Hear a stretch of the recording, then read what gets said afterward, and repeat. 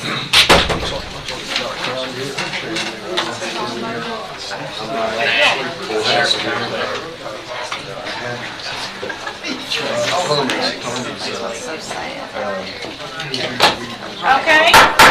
it's 9 o'clock, and before we call to order, I want to ask, has the newspaper been notified? Yes. And do we have a quorum? Yes. Okay. Call this meeting to order. Happy Pi Day to everyone, 3/14 today. We will start the meeting with Magistrate Gay giving our invocation, please. All right, thank you. Let us pray. Gracious Heavenly Father, we thank you for this day and this opportunity to gather in freedom that's not free, Father. We just thank you for giving us the opportunity to serve the citizens of this great county. And Father, we ask that you be with our fellow Magistrate Harmon, as he heals and mends from his health issues. And Father, give us the courage and the wisdom to make the important decisions that affect the citizens of this great county. Be with our men and women that stand in harm's way. Be with all of our first responders. And Father, we just ask all these things in your precious Son, Jesus' name. Amen. Amen. Please stand and we will have our Pledge of Allegiance. I pledge allegiance to the flag of the United States of America and to the republic for which it stands, one nation, under God, indivisible, with liberty and justice for all. Thank you. You may be seated.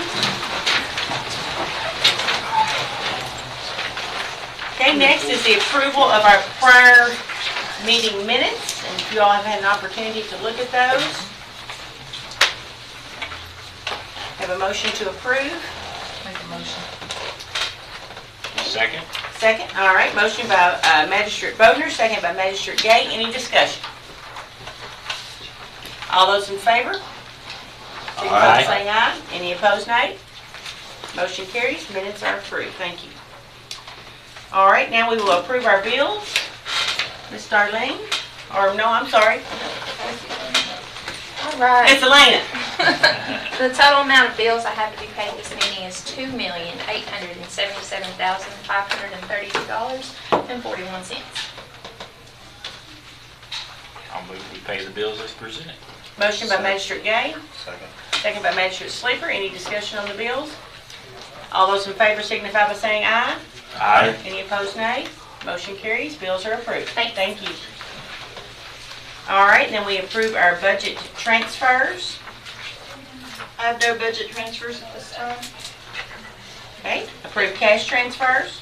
I have no cash transfers at this time. Wow. What have you been doing? Moving right along. Good. Moving right She's along. got it all straightened out. Money's in the bank. Okay, under our old business, Planning and Zoning Director, Mikaela. Gerry. Gerry, yeah. I'm practicing on that, Mikaela. That's all right. Good morning, everyone.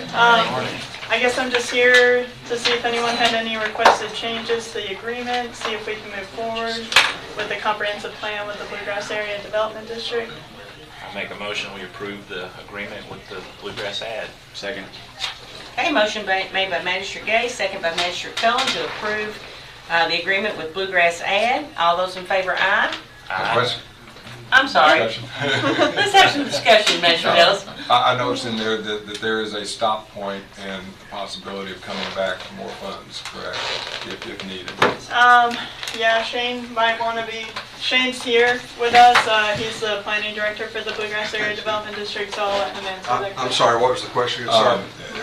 There's a stop point, but then we could come back if needed for more funds and extend our contract with them. Well, I really don't foresee. I don't want to. Yeah, exactly. And that would only happen in real rare circumstances. Normally when we bid a contract with, you all being members of the Bluegrass Area Development District, we try to bid it at a point where we feel like it's comfortable. And if we go over, the truth is we normally kind of just eat that ourselves. So our goal will be to get within that, only if you all requested like a huge change of scope or something of that nature.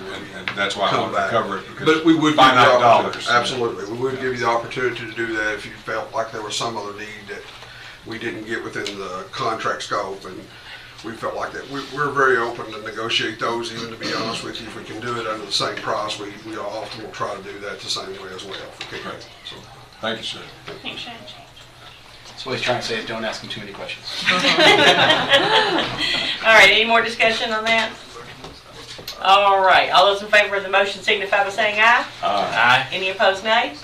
Motion carries. Thank you all. We can move Can I forward, ask you, Mikaela. can I ask one other question that Yeah. seems to be the question I get asked a lot is, do you know what's going on at the corner of 127 and 150? What's the construction that's right there next to Behind Dairy Wal- Queen? Yeah, in front of Walmart. Oh. It should still be the Taco Tico, right? Yeah, that's what I'm aware of for now. They had pipeline issues under there. Yeah, they had that gas, I think that Okay, gas so it's still pipeline. that same thing? Still a concept. Yep, for now. There's a new rumor floating around. There is, but That's gonna until be it's something final, else. that's what I'm going with. That's All what right. All right, Thank you all. Have a good day. I want one more point on Yeah, that. absolutely. We've run into the difficulties of the court not knowing some things. We understand that there can be very tense negotiations where we don't need to know, but there's actually been one in the past where we lost an employer when the judge and the mayor of Danville had no idea what was going on. So in some way, shape, or form, we're going to have to work on, what is it, do not divulge, what's the term for it? Confidentiality. Well, I know that. Non-disclosure. but, Non-disclosure. RNA or DNA or something like that. NDA? It's not my DNA. Non-disclosure agreement. Yeah, I Um, certainly don't sign any NDAs at any point in time for It's my been a position. very, very difficult situation in the past where we lost a major employer because it was held way too close to the vest, and we need at minimum our judge and our mayor to understand what's going on in this community. Yeah, absolutely. Thank you. Sometimes there's just preliminary discussions and they never come to fruition, so we usually don't start talking about them until we get actually an application process started, but then at that point, everything's public. Thank you. So, yeah, absolutely. Thank you, all. Mikaela. Okay, at our last meeting, we had our first reading of the Ephraim McDowell bond ordinance. Today, we will have our second reading.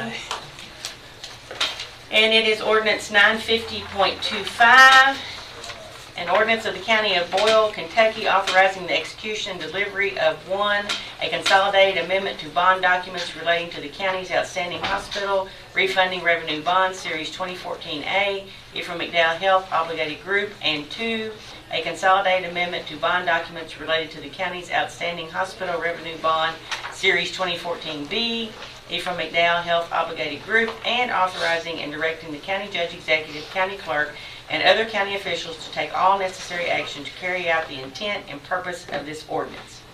Counselors, is there anything else I need to say in regard to that? I think you said it very eloquently. Oh, thanks.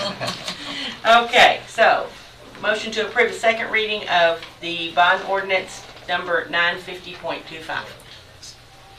Motion, make a motion. Okay, motion made by Magistrate Bodner, Second. second by Magistrate Gay. Any discussion? All those in favor, aye. Aye. Any opposed, nay? Jason, are you voting? Yes, Okay. in favor. Motion carries, thank you. Sorry. Trying to fix my computer.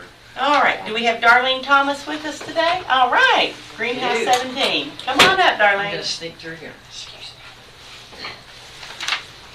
Good morning. Good morning. Members of the court. I'm Darlene Thomas. I'm the executive director of a program called Greenhouse 17. I've been before the fiscal court many times, but a while ago. It's been a while.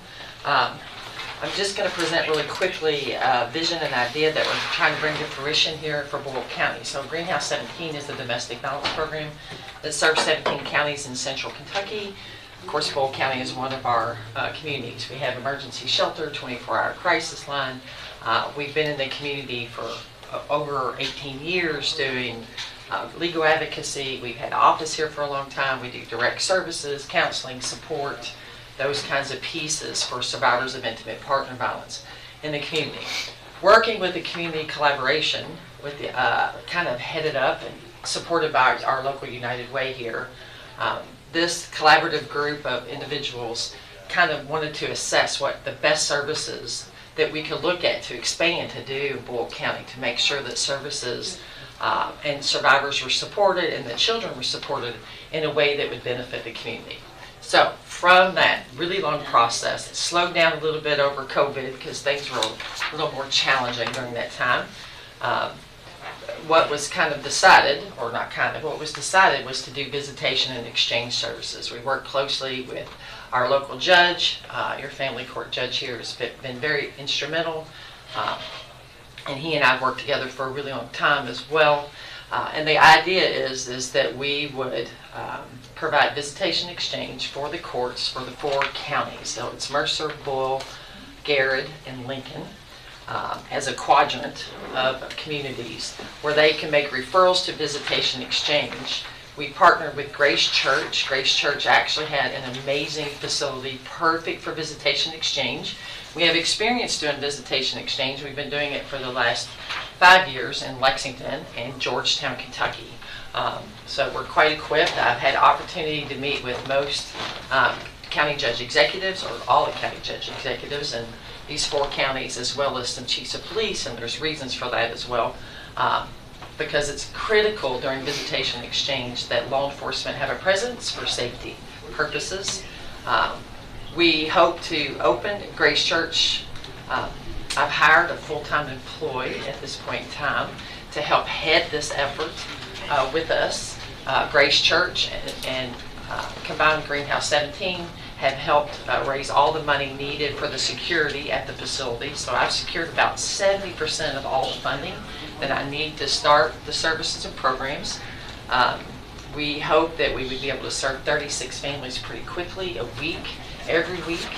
I have enough funding to start the service, so my request later, I think I'm coming back at another date when nonprofits give it, but I kind of wanted to just introduce. I didn't want you to be thrown off guard, or if you had questions or needed to wrap your mind around what this looks like. This would give a great opportunity to do that.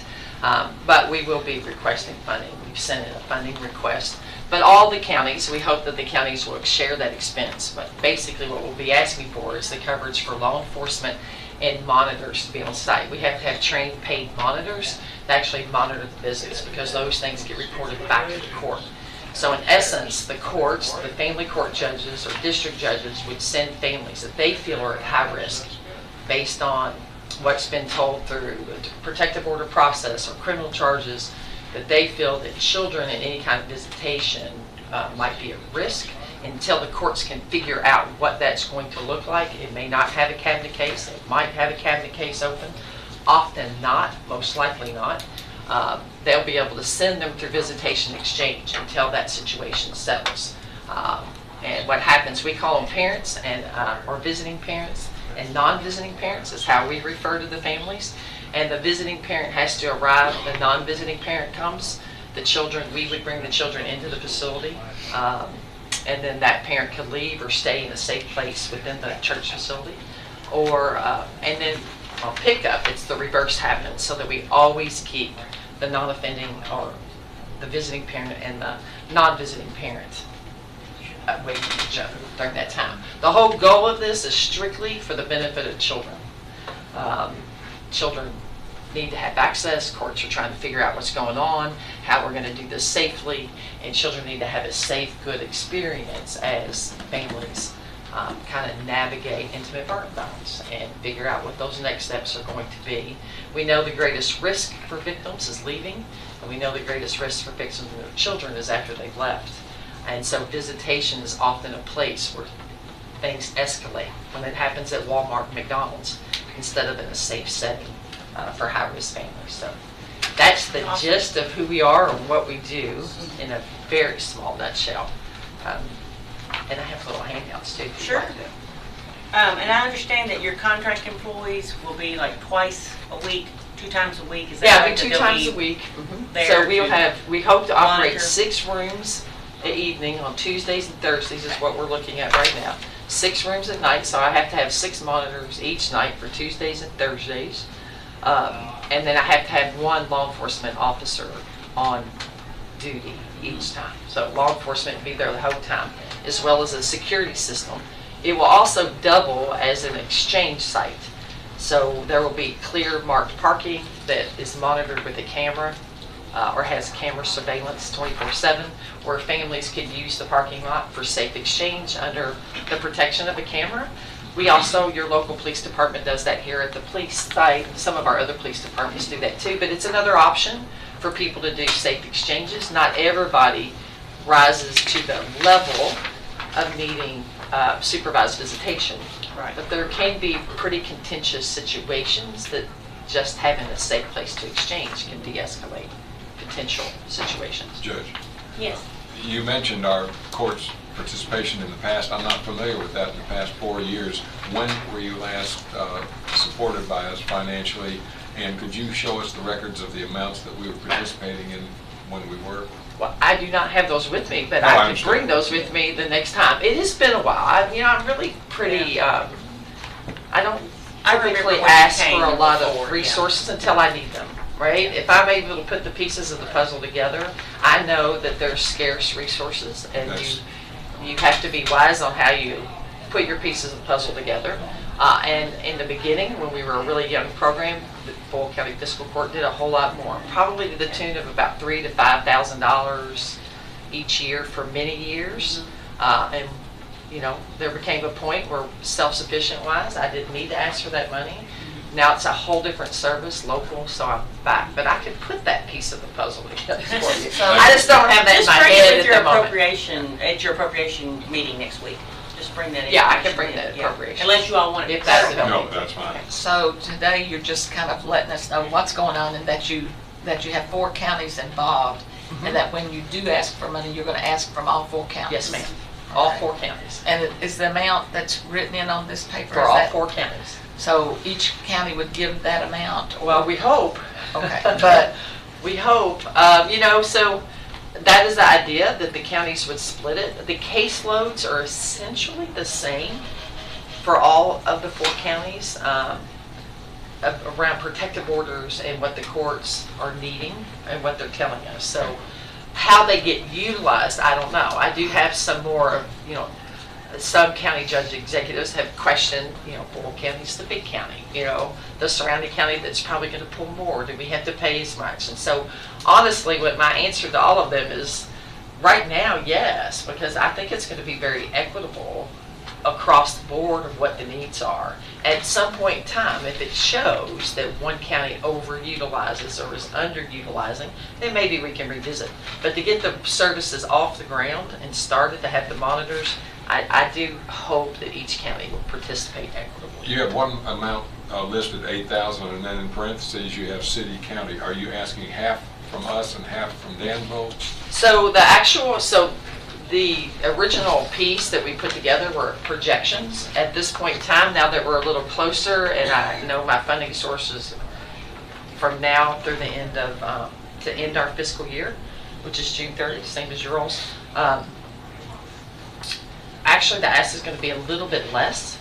It is going to come in under 15,000 per county. I think it's 14.3 something.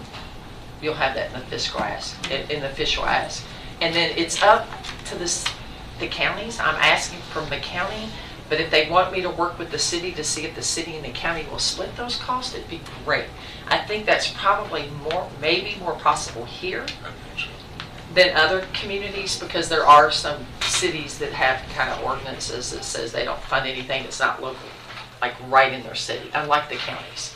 So I don't have a great answer, but that's each county to figure out. I have appointment with your mayor here, and hopefully we'll be addressing the city council. And then I guess I'll ask your county judge executive to work with the mayor, see how that might work best for local resources. This is a vital program. I actually personally understand this from many, many years ago with my daughter Ava. And you hear about a lot of instances where just exchanges in custody goes really bad. And so the amount that you're asking is, I thought it was going to be a lot more. So I don't see this being an issue during budget time. I think this is something that we should really embrace and help out as much as possible. So that's Counselor, I was going to ask you to speak. I was going to let the fiscal court know I fully support this. Yeah. it's really hard to find someone to monitor a visitation. The only place I'm familiar with that does something like this is, it's called like Sunflower Kids. It's in Lexington. So, and it put people in a very hardship to try to go from here to there to be able to visit with their child for maybe it's only an hour, you know, to drive all the way up there. And so it's great. It'll be a great resource to be able to have this for Boyle County and neighboring counties to use this service. And, you know, as far as an exchange spot, I think that's great too, because, you know, who wants to, you know, remember, oh, my mom and dad exchanged me at the police station, you know? So I think, no, this is awesome. And when I heard about it, you know, I'm like, wow, yes, I'm all for it. So, I mean, hope we can do what we can to support this, because I think it's vital. And, you know, it's good to have someone to monitor. Sometimes you can't have like a loved one or whatever monitor, because maybe, you know, that just puts them in a hard spot, puts them potentially in danger or whatever. Yeah. So, you know, to have this place that has a monitor of a police officer, I mean, it's just for safety reasons, it's great, and it doesn't put someone else in a position of harm potentially. So yeah, correct. I support it. Yeah, I mean, normally the person that would be, if it's not the police station, it's like, okay, it's a grandparent that, you know, and then again, that goes back to a safety concern. And sometimes, like, you can't have it, like in a situation like this where you have to have monitoring. Some of your family members might not be appropriate to monitor in the first place, so it makes it really hard to, when you don't have that extended family or whatever, to be able to find somebody to monitor so you can get some visits with your child, which, I mean, you need visits with your child. So this is a great, would be a great resource for our county and neighboring counties. Also opens the door for a child being able to be reunited with a parent that they've not had interaction with for some time because of health safety concerns, and this kind of starts them down possibly a path of rehabilitating their life because they have a positive interaction with their child and have some time. So. And then a parent can't use the excuse, well, I don't have, you know, I don't have anybody so I can go see my child or whatever. You know, you have this opportunity. If they fail to take advantage of it, you know, it's on them. Yeah. But, you know, we're offering, you know, we'll be able to offer that to them, so I think that's great. And thankful for Grace Church for stepping up to partner with you all, so that's awesome. We looked at a few, I will have to say, Danville's been very generous. There were a couple of community places that wanted to be looked at in consideration, but honestly, Grace Church has the perfect facility, just in its setup and how it's built. I couldn't have built it better ourselves. And I do want to say that the Sunflower Kids is now Greenhouse 17. So we took over that organization. It wasn't highly known because it was right before COVID. And of course, the world's kind of separated. But so we are the Sunflower Kids now of Lexington. So we took over that organization. Well, will you guys charge a fee or anything, nominal fee? For domestic violence survivors, there are no fees, not attached. That also helps later too as we continue. Like, you know, when you run a nonprofit, it's constant. Like, just like you all budget every year, you put the pieces of the puzzle together. So there are potential federal funding streams further down the road. It's just right now, part of this is picked up by 2 federal funding streams that I've been able to put together. It's really the monitors and police that I need coverage for. If that changes in the future, I can secure it in other ways, you'll be the first to know. But I do think this will be kind of an annual request. And I hope that it grows, honestly, not maybe in cost, but in service delivery. We start with 2 evenings a week for about 3 hours each evening, which allows us to serve about those 36 families. But in Lexington, we're running 5 days, 6 days a week. In Georgetown, we're running 3. So this is a much bigger service area. So I anticipate we look forward to that it'll be a very well desired, appreciated service in the future. So I appreciate your all support. Yeah. I'm looking at this as more of a partnership, not a funding request. Right. So. Thank you. Yes. Thank you, Darlene. That. We look forward to seeing you. You all had copies? I assume you gave everybody those. Well, so they have yes. Okay. All right. Thank you all so much. Okay. Anybody else want a copy?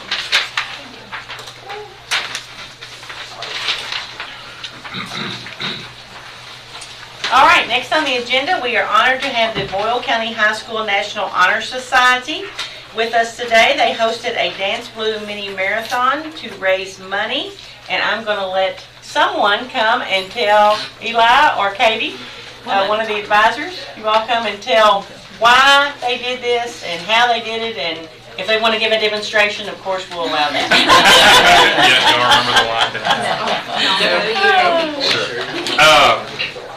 I'm Eli Edwards. I teach at the high school along with Katie, and we're two advisors. Several of your all's family members actually participated in the event as well. I think Avery Bodner even got a best. What award did he get? Best dance. Best dancer award. So spirited throughout. But it's a really fun event. The ultimate goal is to raise money for the Dance Blue Children's Clinic at UK Hospital to support families dealing with pediatric cancer. We have students in our high school right now who have benefited from that service. So these kids, these 8 students were our executive team, and they spearheaded our efforts to not only plan the 6-hour event, and each hour has a fun theme and all kinds of activities and games, but ultimately it is a fundraiser to raise money. So they contacted all the local businesses, several people in this room even gave, and the students, so it's completely student-led, were able to raise over $13,000 for this initiative. It was our highest. This is our second year doing it. We beat last year by a couple thousand, so we were really excited about that. Can't wait to see how it grows. But these 8 kids did a phenomenal job, and so we're excited for them to be recognized today. $13,009.04 to be exact, and I just think this is awesome that a group of young people such as you all have the wherewithal to even think about doing something like this to raise money for pediatric care. I mean, that is just awesome. So thank you all for being the young people that you are and for recognizing the need to do this and then actually doing it. I mean, that's awesome. Was it an all night? Did you say? It was 6 hours on a Sunday. So they give up their time. We did have school off the next day. It was the day before President's Day. Well, that was good then, yeah. Yeah, we needed to rest after that. But they were there. They came early that day and stayed late for setup and cleanup. So they put in a lot of hours into this event over this. Well, I want to recognize you all by name, so when I call your name, if you'll just stand, and that way we'll know who you are. Tristan Harris, Cameron White, Reagan Pack, Tiffany Couch, Ella Swaffer, Devonnie Bell, I apologize, Logan Marcy, Sophia Hatfield, and of course we have advisors Eli Edwards and Katie Tiller. So we have a certificate of recognition for you all. So on behalf of the Boyle County Fiscal Court, we recognize your substantial fundraising effort through the Dance Blue Mini Marathon that benefits pediatric cancer at the Kentucky Children's Hospital Hematology Oncology Clinic, dated March 14, 2023. So congratulations. And thank you for being here. Want to do it again? Okay. And can we get Cameron and Ella to do a quick demonstration? Can we just get? Get the whole group out here. No problem. Now, Tristan, are your I'll folks go familiar with over James there. Harriet and all creatures? Because I've not heard the name Tristan other than in Great Britain. No, I'm not sure. Look up James Harriet, the veterinary. Y'all just come in, we'll form a group over here. Fabulous series on KDT. Okay. One of the vets is Tristan. I think many of you in the room probably know Patrick Barsotti. Patrick Barsotti was a dance. And some of you come over here on this side and we'll kind of make it. He was in high school. You get out there with us. I came the wrong way. Yeah. Come on back around. Okay. Hold on, we're gonna get Katie. Well, I'm just standing here Julie, for a second. here's Katie's phone. Well, I mean, you're so little. It's All right. Does Avery get his dance moves from his grandmother? Absolutely not. She needs to Are you do gonna have to get everybody in? I think so. Okay. He gets it from all that football. Everybody squeeze in, squeeze in. 1, 2, 3. Okay, one more time. Oh, my head's not moving. right, you ready? One, 2, 3. There you go. Thank you. All right. Thank you. Congratulations, guys. Thank you for being here today. Thank A few of you ought to be sitting here someday. Yes. Feel free to escape while you can. Thank you all for having us. Thank We've you got to all. go back to school. but Thank you so much. Have a great day. Thank you, guys. Yeah. That's just awesome when you see a group like that. That's awesome. Okay, Shannon?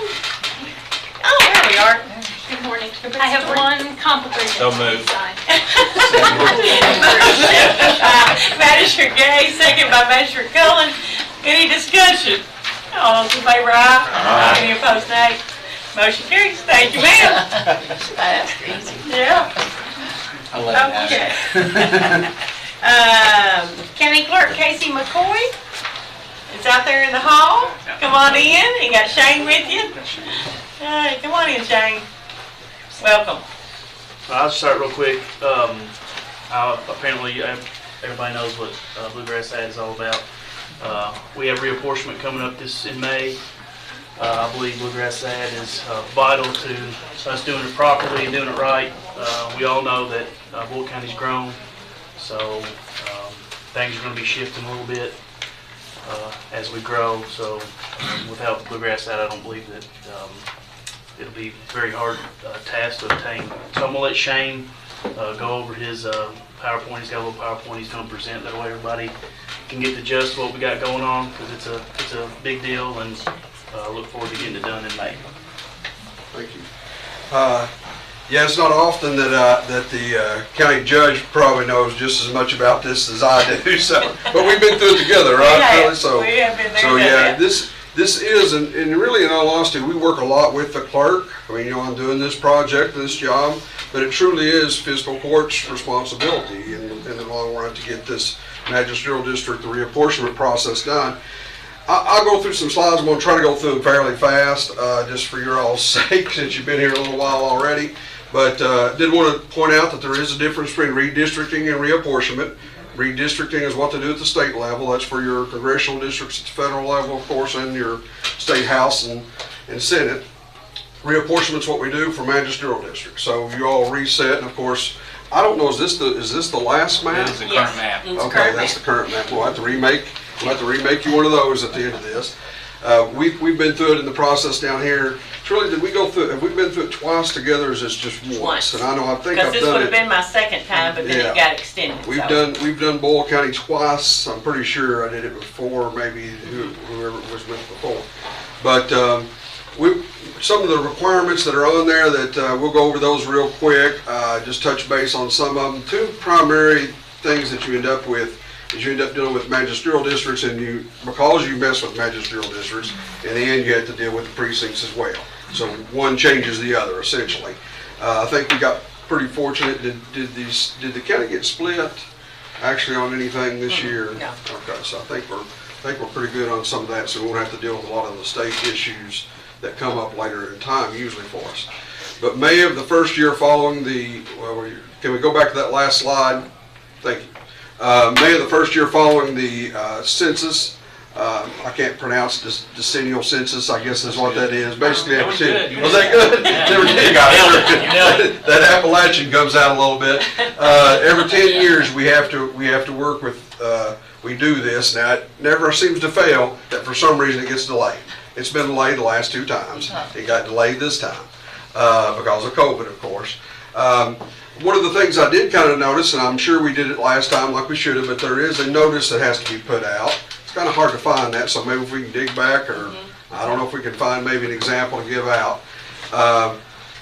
Just to be compliant with KRS Chapter 424, as you all have to do on a lot of things, we have to do public notice to make sure everybody kind of knows what's going on. I usually make a joke about 3 competent citizens. I live in Lincoln County. It shouldn't be a problem over here in Boyle. I was going to say, I'm not planning on. how do you define competent? That's right. That can always be a little sticky sometimes. They need to be in each different district. And so, and then of course you don't split the boundaries into any less than 3 or any more than 8. Now, I have yet to do one where we change the number, you know. That's a very political thing, of course, but that's fully within the jurisdiction of what this can do. You know, that's just it's just one of the things that can be done. Now, the process actually happens is, and when this committee is appointed, the 3 folks are appointed. That kind of sets the time, and so you can wait till the last day in May to do that. It's my understanding. I'll say I'm not a lawyer, so any lawyers around, they might be able to correct me, but that starts the clock. So what can happen though, so if you appoint them on, let's say the 16th, then 60 days after that, the committee has to come back to fiscal court with basically what the option they picked. My role in this, as well as the clerk's, is to vote on it. You know, we don't have a vote. We don't have a vote. We're non-voting. But our role is to be basically tools to help them get through the process, provide them what they need to get to make the best decisions. And of course, you know, I would recommend they listen heavily to what the clerk has, because everything they do is going to impact the next 10 years of that office. And Trille knows that better than anybody about how little things can make a difference on where you put people and stuff like that. And so, you know, in the process, we will try to, you know, I try my least to not to influence the decisions they make, but we will at least point out what the possibilities of something happening as far as the voting and the different things with the precincts and all that kind of stuff. So if we can advance to the next slide. Could we go back, because I'm confused? Yes, sir. Go back to the last slide. Bottom right, no precinct shall be in more than one district. The only place I can think about is where you and I joined, where the church is there, and I mean, I don't understand how that could happen. Well, yeah, we're one. It could. I mean, is a building as a precinct split in the middle? Yeah, I can't see that happening ever. No, there shouldn't be a situation where more than one precinct should be in a different district. They're required by the law to follow those magisterial districts, and one of those requirements, as well as some other state, and we'll get into some other of those lines that they're forced to require.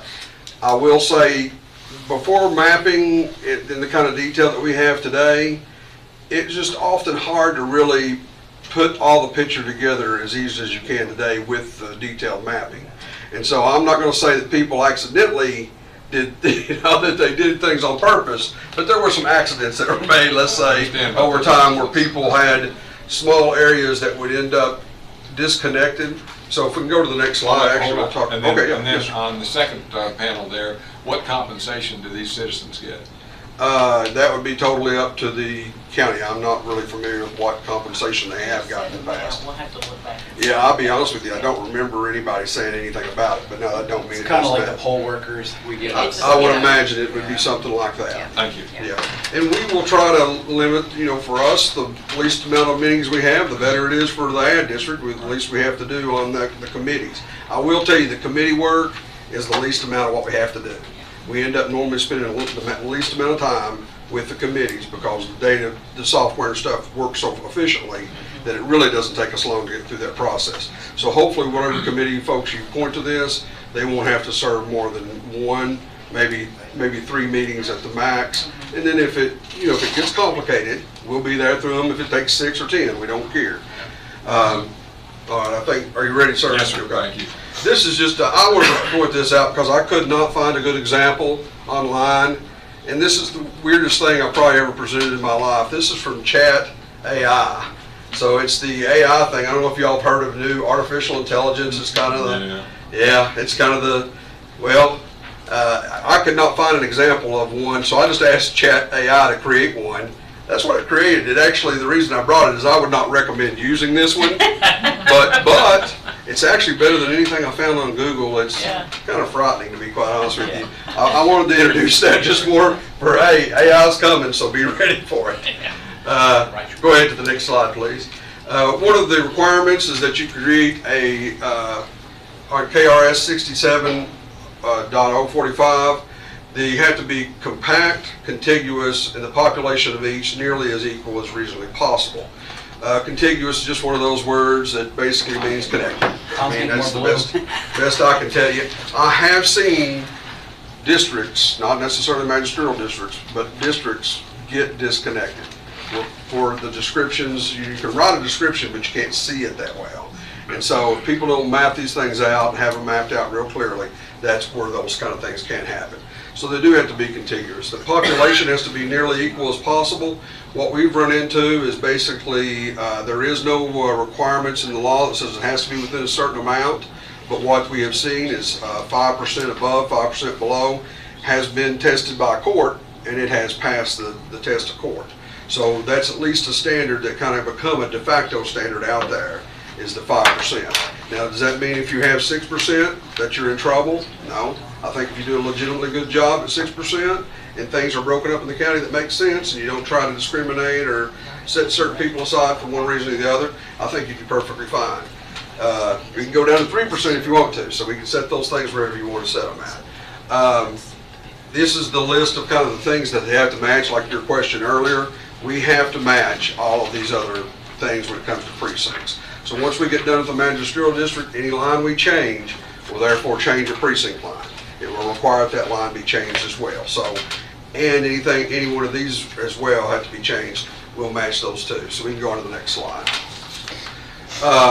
After that, of course, another thing that you have to look at, and this doesn't seem to be really held as quite as tough as other things, but you do want to try to not exceed the 700 vote cast per precinct, and if there's more than 1,500 registered voters per precinct, we will help with every bit of that with the county clerk to show what data we have. We'll pull the registration, match that up to the best addressing database we can get a hold of, and then you know, make sure we stay within those limits on what we can. And I'm confused again. Yes, sir. Since we can vote countywide now, and I voted way over here, even though I live way over here, isn't this moot at this point? You know, to some degree, I guess you could say it does, but when it comes to precincts, but I think this, in all honesty, is one of the reasons why Kentucky actually gets their vote counts in fairly early compared to other places, and we can go into whole voter issues across the nation. But I do think that the precincts being broken down to this small, even if you vote on the other side of the county, your vote is recorded on what precinct you belong to anyway. So, and I think some of those numbers coming in, you know, as we consolidate those voting things, I don't know if this is going to become less and less important, but I do think it's one of the primary reasons why Kentucky gets their vote in earlier is because it's broken up into those smaller precincts. You know, for one reason or the other, that seems to be the only practical reason I can see why it's better than some of the other ones. And it does seem to help, but now I think over time, very well may be a non-issue. Obviously, there's names and numbers and all that stuff. We got to kind of follow on that to make sure that they're unique and different. We have to create a map. Probably the hardest part of the job that we will do on this is not just creating the map. The map's fairly easy for us, but the description of the map that has to be turned in is very, very particular on the way the State Board of Elections require that. We have to get in very high detail on that. We have to do that for both the magisterial districts and each individual precinct that changes. So we can move to the next slide. This one also, I'm sorry about so much of the law, but a lot of it's what we kind of have to follow on there. Once again, it lists on the left different boundaries that you need to try to follow. You don't have to necessarily, I don't think you have you don't have to follow the city limits, of course, you know, because that becomes an issue for you when you have to lock people in, lock people out versus the other. But, you know, it's one of them that's out there as well. Go ahead to the next slide, please. I don't think there's anything on there that actually passes. Yeah, this talks a little bit more about the written descriptions and some of the other stuff that you have to do. A description that precisely identifies the boundary line. Next slide, please. What I wanted to do here is point out a little bit that if y'all didn't hire us, kind of what you would be working with. This is a map printed from the census, actually the bottom part of Lincoln County. And each one of those little red dots on there, if you can see the red, it's kind of a little hard to see, but there's little small dots kind of in the middle of a lot of those blocks. They basically represent the block number. Your county clerk would have to take that block number, reference back to a very large Excel spreadsheet, and then get the actual population number on it. Put all those on there, somehow or another calculate that all up. And I'll be honest with you, it has been done before that way, and I am impressed with the human beings that have done that before. I would never recommend doing that. I shouldn't even say that. Yeah, that's right. Yeah. They've done it this way for the last 200 years, the way we do it. We don't want to go that route. Next slide, please. Yeah. So you can see zoomed in. This is kind of what it looks like zoomed in. And all those little areas, each one of them represent a census block that you have to find out what the population number is in it before you can move it one way or the other on your data set. And that's the good thing about your system, though, is that it will automatically do that for you. All of that's done. Yeah. Next slide, please. This here, I'm going to go real quickly through this because we've talked a lot about this kind of as going through. There's just some data that we will get. A lot of it I will request that we get this information. You may have to make a request from the PBA and stuff like that. There's a lot of things have been going on with that I know. We've worked with the PBA down here, good to work with and stuff, so don't foresee any problems there. We will get 911 data. This is one of the areas where you can see in the past that there was an issue with the city limits. I don't think there'll be any issues with the city limits in Danville or Perryville or any of theirs that will come into play on this. They've pretty well got that cleaned up. Next slide, please. Now this was a older slide. I'm not sure this represents the last time we did it, but this was your the precincts that we had before. Essentially what we're going to do is take these precincts, if you go to the next slide, and next slide, yeah, thank you. And then you'll see that this is all the census boundaries for the entire county. We will take those two, if you go to the next slide, please, and basically just cookie cutter those together. So that what happens is that not only do you have on every single block, you'll have what precinct that block belongs to, and you'll have what magisterial district that block belongs to. So that way we can give numbers related to both at the end of it when it comes up. And so basically we work from there on out with primarily the census blocks. And we want to try as best as we can, and I would recommend the closest that the committee can do it, and we'll recommend that, make that recommendation to them too, to follow those census blocks. You know as well as I do, it's probably not the best thing when your neighbor lives right across the road from you, is in a different magisterial district, but that happens. It's just going to happen probably. If we find places to do, better places to split, that's something that, we can make recommendations to them as we're going through. But normally that's going to happen some. It makes it so much cleaner and so much easier to figure out where they are supposed to actually vote at and be at. We have some of those currently. Yeah. Those situations, where one side of the road's one precinct, one side of the road's another precinct. Yeah. Yeah, that'd be an area where we want to try to clean that up and get them all in the same precinct. Yeah, if you can find some places else to split it, those are always good to try to clean up as you go. Next slide, please. We'll then meet with the Committee of Competent Citizens and the clerk to review the boundaries and the census block population. So next slide. Basically, I'm just going to give some examples here. This is actually Anderson County of how the software kind of works. You can see the same census blocks and stuff that's on that big map are all indicated on this as well. Go to the next slide, please. This just shows us selecting it. You can't really see this, but in the bottom of that, it would actually give a population number, so we kind of know what that population number is. Next slide. There's the change of it. Next slide, please. And then if we kind of blow up that section over there, this gives you an idea about what we do on the mapping. In this case, we got 4 magisterial districts we're breaking it up to. That shows what your population, the total population of the county was at that particular time. We got the population variable. We're saying we want to stay within 5% of the highest, 5% of the lowest of that perfect population. And then the top on the next one down shows what the minimum of that would be and the maximum number. And below that, each one of these, it gets a little bit complicated on it, but you can see the ones that are over, within, and under. And of course, this is just a rough example that we've shown.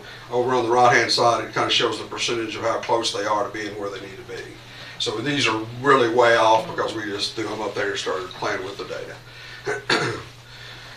After we get that done, we'll create a draft to bring back to fiscal court. Now, at that point, you all can throw out everything that we did and say it's not good.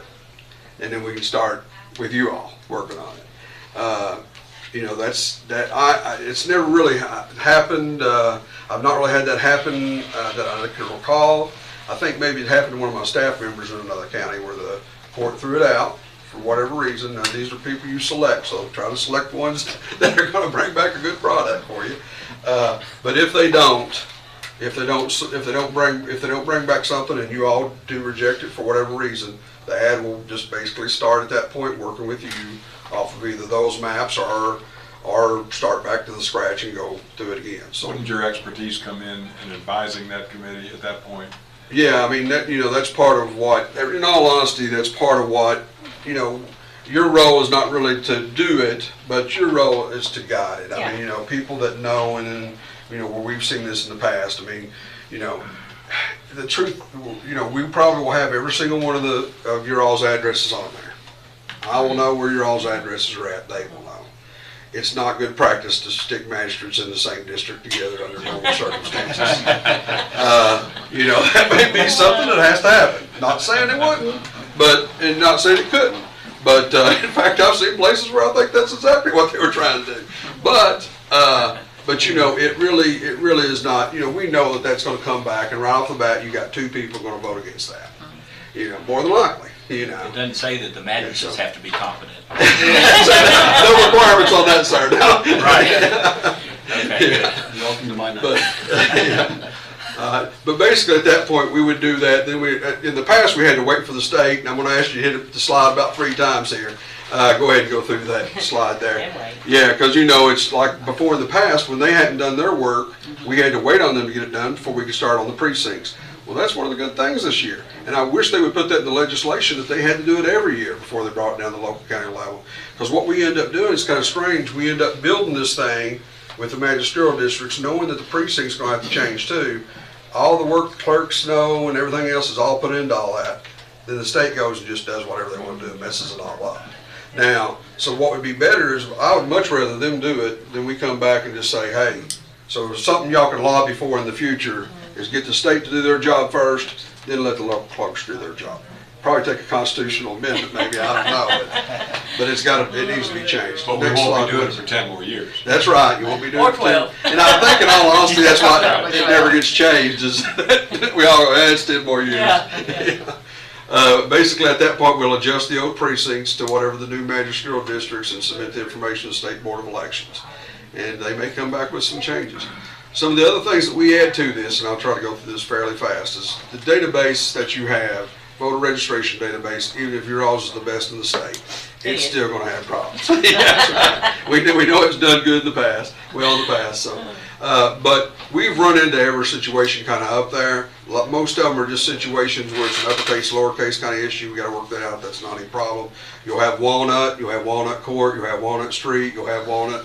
And there may only be a Walnut Court in the whole county. So, those things happen. We're going to give that information list back to the clerk.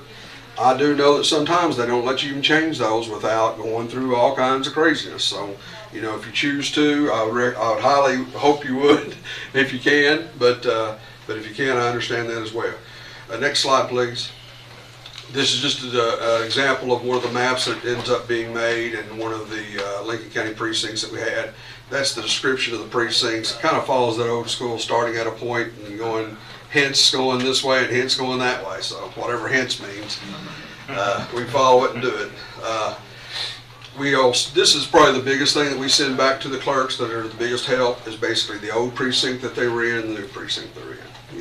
Each precinct will be fully contained within a magisterial district. So if you know what precinct you're in, you know what magisterial district you're in. And so that's the thing that's probably the most helpful at the end result that we do. One thing that we did not add to this slide that we will have as well that's been a product that I think they'll really like once they get it is we're actually doing the online version of the data. Will all be online and be accessible for any of the clerks or the clerk's office. And so they can, somebody new comes in, they can get online, put that address in, and it'll tell them what precinct that they're in. There might be a way that we can share this with the state. Are you all wanting to do the full ID here, or what is it called, the new ID? It's your circuit clerk's office, but the driver's license. But they register voters there as well. And I understand that they're doing voter registration in Madison County for Lincoln and Gerry County at times. And it would be very, very nice if they had access to that software so they put them in the right place, so they put the address in right. We're hoping that, that's a big thing, is to get that data in right. And now that we've kind of spread that new ID out to different counties, it's one thing to have the circuit clerk's office that don't really have to deal with it as much as you have to deal with voter registration. putting it in. It's a whole other thing when it's outside the county and they're putting it in, Right. you know. So that's something that I think is probably another issue that needs to be addressed for the Clerks Association that they need to look into. Sorry it took so long to get through that. I hope it wasn't rushing so much that you didn't understand it, but if you have any questions, I'll be happy to answer them if I can. Well, Casey's already working on the committee, the 3-member committee, so. Awesome. I know in the past, when I did it in 2012, so it's been done 2010, we actually ended up getting it approved in 2012. You look for people that have some kind of sense about what we're doing. And lots of times that is precinct workers that have been involved with, you know, doing elections and working elections and kind of know, especially when we were all just precinct specific and going around to the different areas. So I think that's one thing that he's kind of looking at is maybe, you know, some experienced precinct workers and then people that just have a general knowledge of where things are in the county and A feel for the community. Yeah. You know, I mean, yeah. there is, you know, I know in Lincoln County, Moreland is complete, you know, it's different. It's different than Crab Orchard. You know, Waynesburg is different than even McKinney. You know, I mean, those areas in Lincoln that I live in. You know, there's a difference there, and people want to get the best representation for the folks in that community, and so, you know, that's kind of important to know that stuff as well. And kind of, you know, select people from the different parts of the county to be on the committee, so. Are family members of our 180 employees allowed? You know, that's where that'd be a legal question to ask the. Because many of them would be well schooled on. I don't know of anything in the anything KRS per se that deals with the precincts or the reapportionment that says at all, They restricts at all be knowledgeable who those three can what's be. going on. Yeah. I mean, you know, so I think that that's quite possible. Yeah, I haven't seen anything in there that says that, you know, we've had people that come in do a really good job on knowing how their communities are and really, you know, understand that kind of thing. So I think it's very helpful to have those. Yeah, I think it's. Oh, the one thing do you all know, has the prison grown a lot since, because that was an issue in the last one we did. Yeah. The fire had happened just before the prison, and it has been kind of the policy. The only thing, the state doesn't give a lot of good, like, direction on all this stuff. The only thing that I've ever heard said, and Trille can correct me if I'm wrong, is that if you did it that way last time, do it that way this time. And so in the past, we have always counted the jail and the college students, you know, because it's just, and we've been consistent about that. So what of course happens is your college students who may or may not vote here, they go back and forth, and they may not even be registered here, but they live down there, and they make that population go up in April, or their April, whatever it is that they count them. And then same thing with the jail. You know, those folks are not represented. We had a lot of trouble out of that. They actually people called from statewide and said, Boyle County's doing this all wrong because they're trying to do something crazy down there. And really all it was is they didn't realize that there'd been a fire out there. Between the last time we did it, the time before that fire had happened, there was only like 100 people population or so out there at the time, and that changed drastically. That, you know, made that All the area. inmates have been moved to other facilities. So. You know how many got one point now? Okay. But that will probably change it, so it'll probably shrink that area up there a little bit more again even, so. All right. All right, who's going to speak to the agreement? Thanks, sir. Who's going to speak to that case? Thank you. Thanks a lot. Thank you. Appreciate it. Thank you, Shane. Appreciate it, Shannon. Thank you. Yeah. She's one of my favorite people. Yeah. Hey, I don't get to see her now, she's working somewhere. We'll see you. Well, I see her every day because I'm in school. Tell her I said I can do that.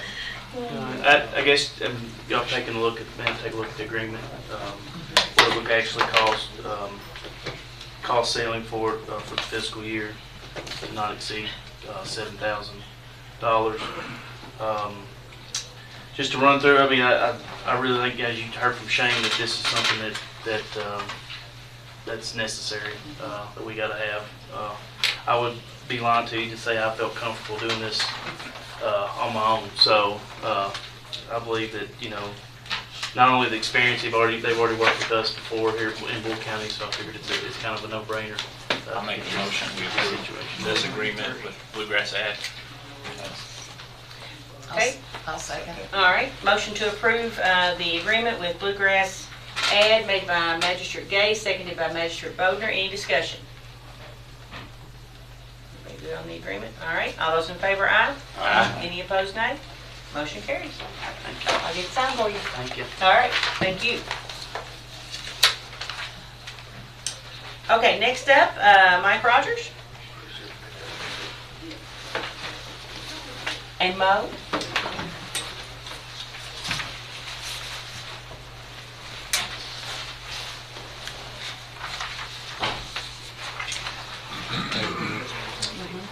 First on the agenda, we have a UCAPIT machine is what we budgeted for. I'm gonna let Mo explain it to you because he's done all the groundwork on it. So this machine is basically a supply vending machine. Right now, the process that we use to dispense supplies, the crew comes in after a call. They basically grab what they need out of the supply room and they take it to the ambulance. There's not much in terms of tracking. We can't really tell when something's being used, how it's being used, how much of it's being used. We get ballparks, estimates, but we don't really know exactly how much. With COVID and everything, the supply chain issues, increasing cost of supplies, one thing we notice is that the more we're able to track all this kind of stuff, the better we can get at making sure we have what we need, but not buying too much where we end up with a lot of extra excess and things expire. So this machine will help out a ton with being able to keep those costs down. The machine itself is $14,000, and that's an item that we have budgeted for. That's just kind of a short description, but I'd be happy to answer any questions as well on that. And this is a line item in the budget? Yes, ma'am. Okay, The committee's talked about it as well. okay, good deal. This looks like a This great inventory would be separate from inventory on controlled drugs, right? So as far as I know, narcotics are a part of that medical supply budget. So it's $80,000, includes the medications, supplies. I guess what I'm getting at is the tracking, which is so rigid from the federal guidelines. So right now we have a process for that. What we're going to take a look at, we don't want to just dive into it all the way, but one thing we're going to take a look at is this machine where it tracks things as well as it does, is being able to use that, which it is FDA, DA compliant for that kind of application, and seeing if that would be a good fit for us, kind of switching over to that. And you will be in charge of this machine? Yes, ma'am. Okay. Then in a year's time, you can, like we said in Yeah. committee, you can look back and see what you used a year ago, and if this is being a more efficient way for you to do that. And that's another great point is, you know, I can look at it and say, we have hard data, this is what we use, this is when we use it, instead of just kind of guesstimating. Yeah, this seems like a really nice tool to have to do all those things that you're saying and that it says it can do.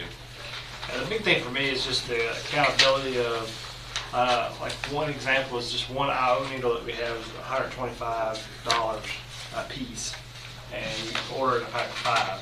So right now, we have, it's OCD about it as Mo is, he has a good idea where it goes, but we don't 100% have a way. So this way, it would just be like what you see in a hospital, where you punch it out in front of the truck, and he knows exactly where it goes. And then when it gets time close to expiration date, if it's on a backup truck, he can move it to a frontline truck. So it gives us some flexibility and ways to think about it. It's going to make your tracking a lot more efficient. Do we have EpiPens on all trucks? We do not use EpiPens. We draw it up ourselves. So your EpiPens. Good, yeah. It costs you, you know how I personally know why. Yeah. Okay, so do we have a motion to approve the purchase? I'll make that motion. Motion made by Magistrate Cullen, seconded by Magistrate Bodner. Any discussion on the purchase of the, what, you cap it? Yep. Okay. Motion that will also pay upon delivery. Pay upon delivery, okay? Add that to your motion. All right, all those in favor, aye? Aye. Any opposed, nay? Motion carries. You're welcome. One more thing is I apologize. Rita's having computer problems, and the financial statement that you have that I handed out is not for this fiscal year. So, Oh, so just throw that away, and I'll make sure it gets sent out the next day. okay. Understandable. But that should be included in the first, like the first packet of the month. So we'll make sure we get that out. It's good to see Miss Rita's human. Thank you, Mike. Thank you, Bob. Okay, next is former county clerk. That will be me. 2022 excess fees. So there is a fourth quarter final report showing you the total disbursements. Book balance $237,177, which has been rounded. There will be a check forthcoming from the bank today in the actual amount of $237,176.52 will be the excess fees from the 2022 county clerk account. Very nice. So I'll need a motion to approve the excess fees. Okay, motion made by Magistrate Sleeper, second. Second by Magistrate Bodner. Any discussion on the excess fees? All those in favor signify by saying aye. Aye. Any opposed, nay.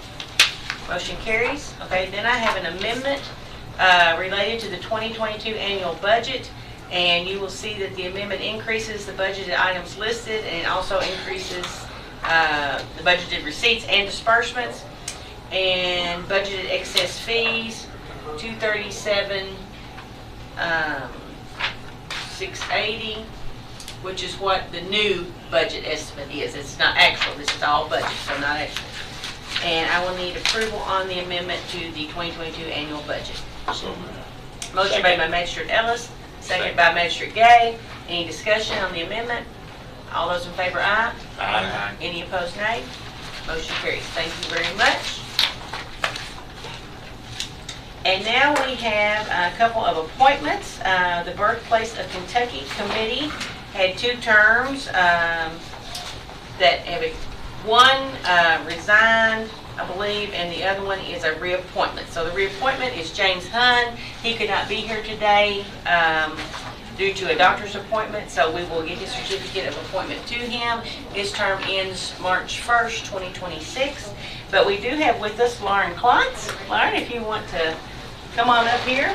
We have a certificate of appointment as a member of the Birthplace of Kentucky Committee for a term ending on March 1st, 2026. And Miss Julie wants our picture. All right. Thank you so much. If you'd like to say anything to the court, free to do that. Thank you very much. Looking forward to working on the Birthplace of Kentucky tonight. Thank you. Thank you for serving. All right, and before Roger comes up here, we also have a certificate of appreciation for 15 years of service for Dr. Don Hamner. He has been our coroner and part of our county team for 15 years, and his wife, Janet Hamner, is here to accept his certificate of appreciation and grateful recognition for 15 years of service and contributions to the citizens of Boyle County. And we appreciate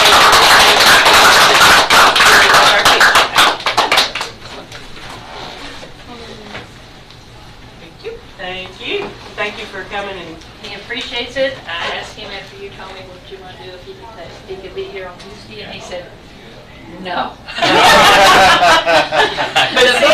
the book was already full. So, okay. All right. Well, thank you for doing that. Appreciate it.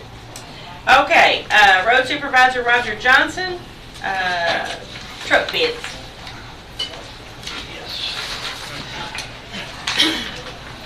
Morning. Morning.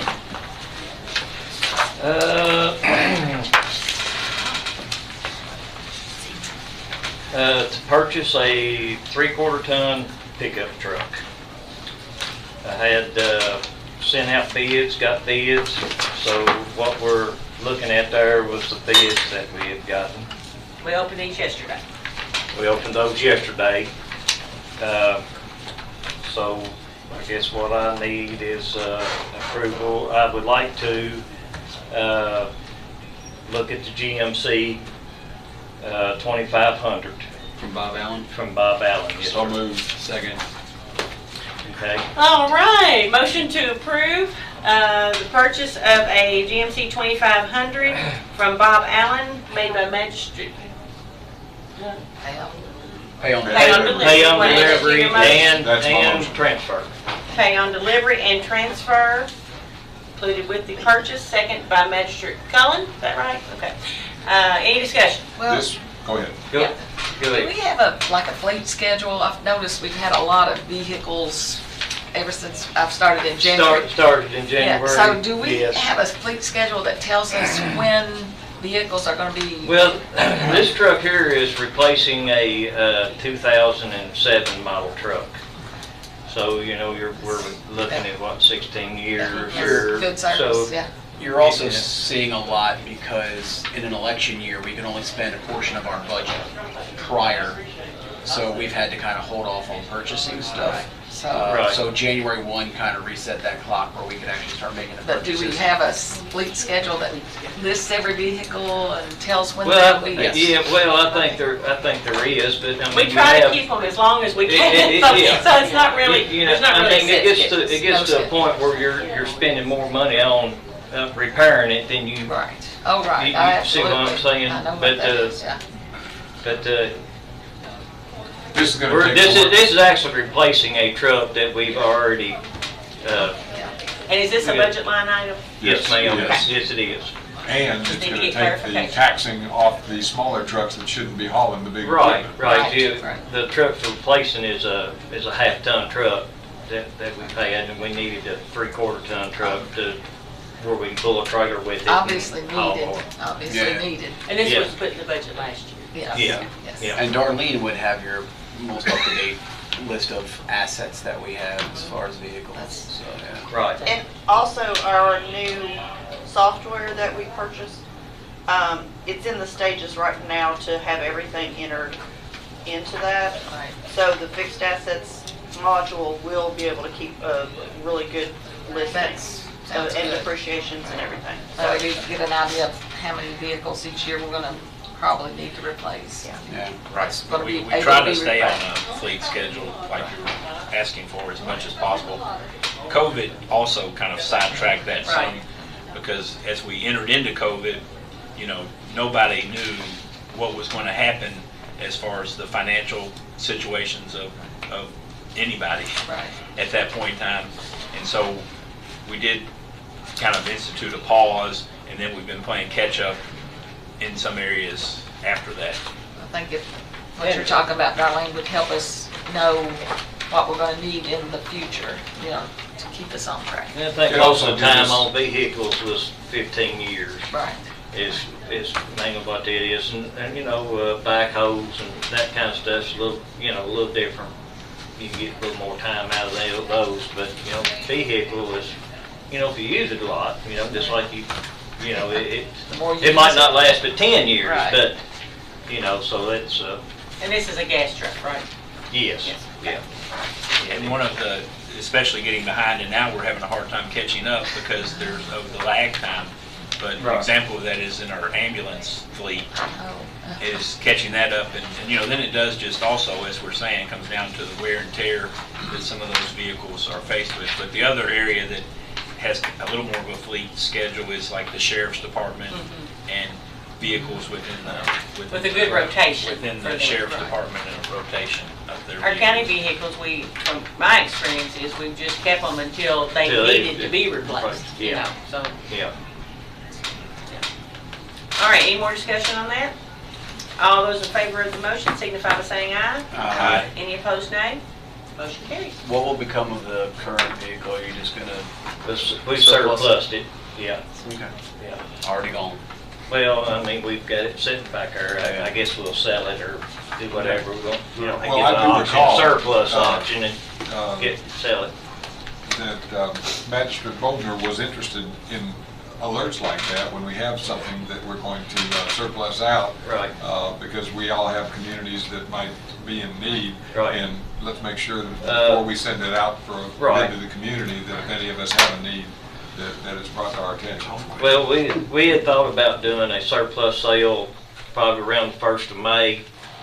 I don't know that we can get that together that soon or not, but, you know, every 2 years or something, you know, you'll have all kinds of vehicles, old equipment and stuff like that will serve surplus, and then we'll have an auction, and you know it.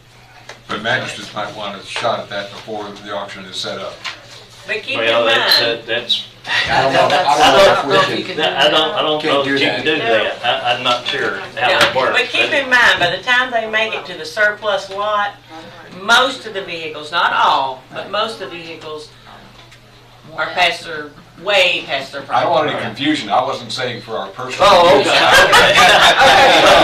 Hold up. I was saying that we had a truck that was deaccessioned to Perryville. Yes. Oh, okay. Yes. Like the I knew what you were talking about. Yes. We were on the same.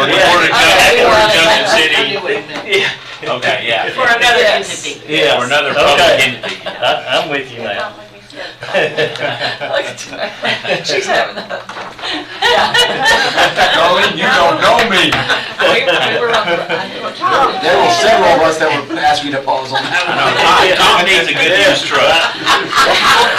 I've got I'm glad we clarified that. All right, anything else, Mr. Johnson? No, I'm good. You good? All right, you got your truck. Yes, thank you. I've got a truck. Hey, So I can Roger, give you- signs out on waterworks, Well, I need to talk to you about where you would like to do that, where to put the signs, what part of the area, We've had a the couple road. accidents out there where they're just taking out deer. Part of it's Is it back towards the back of it, or? Yeah, it's kind of about halfway and then to the back. So Yeah. Well, I have to order some signs. I've got one right now, but you know, and we go through this about speed limit signs and that kind of thing, and it doesn't matter if you put a 15-mile-an-hour speed limit out there or any road, they're going to go. I'm aware. Yeah. I got Waterworks and Pope that both kill me. Yeah. So, you know, we got one deer crossing sign that we can put up out there. If you kind of give me a general area, kind of about where you want to put it. I mean, I don't want to put it somewhere and, you know, maybe. I'll send you a text. Okay. Yeah. Sounds good. Thank you. Thank you. Thank you. Sheriff's Office, 2022 excess fees. There's Miss Janice. Good morning. Good morning.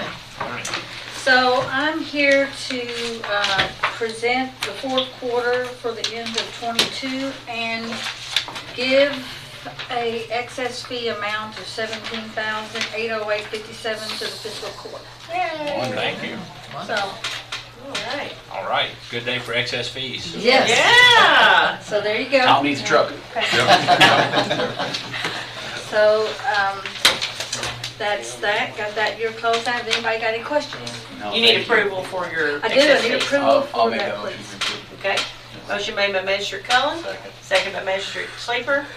All those in favor of, or any discussion? Okay, all those in favor of the motion to approve the 2022 excess fees submitted by the Boyle County Sheriff's Department, signify by saying aye. Aye. Any fourth quarter. opposed, nay. Yay. And so I'll get a signature from you Yes, later. ma'am. Or now. I'll just go ahead and do it. Or now. Do you have a copy? Here you go, get another copy.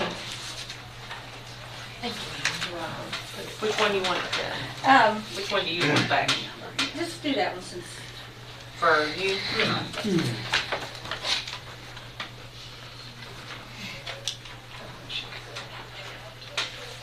Thank you. You're welcome. Good job. Thank you all.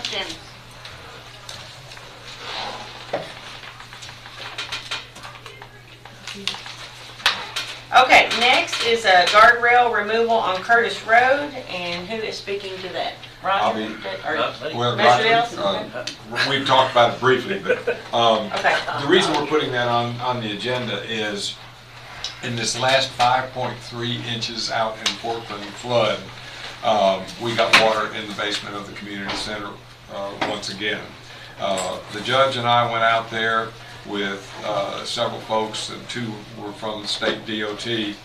And one of the things that we found is that the guardrails leading onto the bridge and the guardrails leading off of the bridge literally piled, if the guardrail was this high, the debris was this high, and literally formed a dam that contributed to the flooding in the community center and in the surrounding fields. We cannot take, obviously, the guardrails off the bridge, but that won't be a problem anyway because the water didn't get up high enough on the bridge to be a problem there. But those guardrails are down lower, and we're in contact with the state on it again. Apparently there are some stipulations that Kelly Baker wants to talk to the judge and me about on how we are allowed to remove that. We found out that day that that is our bridge. We thought it was a state bridge, but we need permission to remove those guardrails. Roger and I have talked. We have the equipment to pull them ourselves, so it's not going to. At first, I was hoping I wasn't going to be coming with an $8,000 to $10,000 fee to be able to cut them and pull them out. But if we get the approval from DOT, then we want to do that because we're just into springtime and the rains will come again. Yeah. And if that can do anything to help us out on that circumstance, then we're looking for approval by the court. And I don't think we need a motion or anything, but we need to communicate that to you all. Yes. Any questions about that? Any discussion? Well, the only question I have is, we need to, make sure we're speaking with Kelly about, yes, doing this, because I mean, I don't want to go down there and start pulling up stuff, and then the state comes along and goes, oh, wait a minute, So we need to, And that loop's already we need to do this in a careful way to with his get two that colleagues done. there that day, that loop is already going In on. process. We received an email back from Kelly to make sure that we're communicating before we give the order out. So, Right. Yeah. Just wanted to give everybody a heads up on what's going on. And I think that is part of the problem down there. Yeah. Some of the problem. It might not be the whole problem, but it is some of the problem when that gets dammed up like that. So Well, Matthew I'm in Ellis- agreement with that. Yeah, Matthew Ellis, no kin to me, is the chairman of the community center, and he's convinced that an island several hundred yards before you get to the bridge is also contributing to the problem. So we're going to look at the Division of Water and talk to them about any stipulations about whether or not you're allowed to take out a small island that could be a contributing factor to the And then we have a tile that they're going to look at also. Oh, I'm sorry, You have yes. to put in a new- There's a a tile larger that is it is not even a 30-inch tile, and there are other tiles down the road that I could almost stand up in, and we need that changed, and that would be done by the And state. that's right there at the entrance across from the recycling part. Literally, Yeah. and right at the entrance, also the entrance road to the community center across the road. Yeah. So we're hopeful that the state will handle that in this same process. Okay.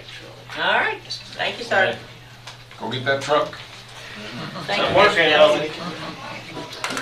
Okay, the next item on our agenda is the annexation reform resolution, and what we are trying to do is take Caito's advice to support annexation reform. Am I required to read this whole thing? No.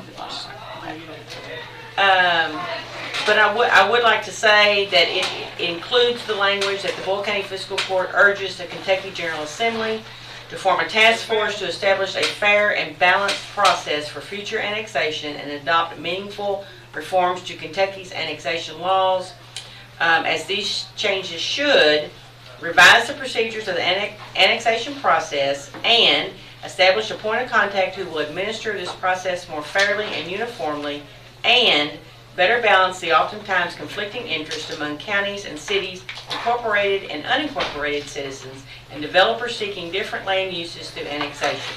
And as only state law can help reach this balance, state law must be changed to respect all parties and persons impacted by Kentucky's future growth. So be it resolved that the Boyle County Fiscal Court authorizes County Judge Executive to transmit this document to all members of our legislative representatives, the public, and the press, and authorizes the Fiscal Court Clerk to attest all signatures. So this will be signed by all members of the Fiscal Court. Second. Motion to approve the resolution, Magistrate Ellis, second by Magistrate Cullen. Any discussion on the resolution? Judge, I'll give the history, because I know you've been intimately involved, as has Julie and I.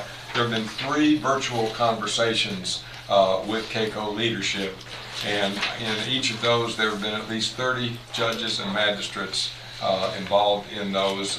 Communications have been going out to all of our 564 magistrates across the state and all the county judges as well. This dates back over 40 years where apparently legislation passed that literally made it to where cities like Danville could annex virtually your entire county with any unincorporated locations. Junction would be exempt and Perryville would be exempt. I had a wonderful phone call yesterday from Commissioner Holland, Jenny Holland, and we talked at some length. There will be, thanks to KCO and some of our discussions, there will be an amendment to whatever language has not even come out yet. No bill number has been assigned yet, but it will absolutely stipulate that if we're in process with something with the city of Danville or the city of Perryville or the city of Junction, that we will work together, we will collaborate on it, which is one of the sensitivities that Commissioner Holland was concerned about. You know, if we have things that are in flow. She even mentioned the fact that apparently she's aware of some entities that might come into the county that were saying, whoa, you know, if this can't happen, then we might not come, we'll go to an adjoining county. But right now, we're in the last couple of days where a new bill could be introduced. We were thinking that it might be piggybacked, which still could happen. That means there's another piece of legislation that is germane, that is related in concept to annexation, and there can be many. So that could happen. A new bill could be introduced today or tomorrow, but then we're into the final throes of the session right now. So we're hopeful that this will take place. There have been many counties that have suffered annexation because they don't have the cooperative, collaborative relationship that we do with our Danville City government, Junction, and Perryville. And I guess one of the things that hit me right between the eyes was the knowledge that with our current bonding capability, because of our revenue stream, we more than have enough bonding capability to fund the critically needed new jail. And if annexation were to overwhelm us and we would lose that revenue, then that would be a serious problem. Another thing that I ran into, I've got a dear friend whose father was county judge in Shelby County for over 30 years. And about 30 years ago, in talking with my friend, his father was able to get a collaborative, almost akin counselor to an interlocal agreement, perhaps even before they were even birthed in Kentucky. And we would want to work with Danville, Junction, and Perryville on those types of interlocal agreements. So that's a quick synopsis of where we've been. Okay, thank you very much. No, yes. Okay. All right. Any other discussion? All right. All those in favor of the resolution, signify by saying aye. Aye. Any opposed, nay? Motion carries. And I just want to add that this is for us just to take a pause, you know, as far as annexation is involved. It's not anything against any entity. It's just, let's take a pause and look at it a little more. If you want to pass that around, I'll start the signature. Okay. Do you want me to remove Gerry, or do you want to put a little note, unavailable or something? We can just put a note. Okay. Yeah, we'll just put a note. Okay. Animal Control Ordinance number 842.1. And I think, Julie, you're going to talk about that? Okay. This is a revisiting of the conversation from 2021 where it was tabled indefinitely. We have taken out all language pertaining to noise. This is simply some modifications that the Humane Society has asked for. And it also adds a once-a-year inspection of kennels. We're issuing kennel licenses with nothing. So it will at least give us a visit. We've had a new kennel open up out in the county. Already had one complaint against them. This will give us a chance to kind of visit with them and help them make sure they're keeping our animals in the manner they should. I don't know, do you want to go through each one of these? Do you have any questions? How would you like? You have a list of ordinance modifications. I'll go ahead and make a motion that we approve it as It should be on presented, your, so we can have Is it gonna any be on discussion we need to. It should have been. Okay. Yeah, it's in the file section, I thought. Okay. Yeah, it might be under the O drive because it was added later, sorry. Okay.